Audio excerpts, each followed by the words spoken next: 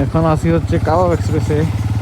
এখানে হচ্ছে একটু দাঁড়াইছিলাম বৃষ্টির জন্য, 14 গ্রাম বাজার পার হওয়ার পর আসছে বৃষ্টি।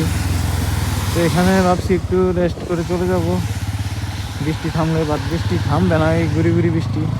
তাই আবার রওনা দিয়ে দিলাম।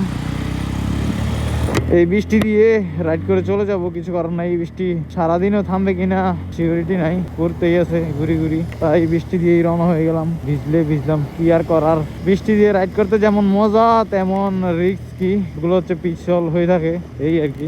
আসতে দিলে এখন হচ্ছে চলে যাব। আমি হচ্ছে হেলমেটে ফোন লাগাই রাখছি, আর হচ্ছে ট্রাকের সামনে থেকে, ট্রাকের মধ্যে দুইজন ভাই বসে আছে, ওনারা হাঁ করে তাকায় আছে, দেখতেছে কি চলতেছে। এই জিনিসটা খুবই অবাক লাগে মানুষ তাকায় থাকলে।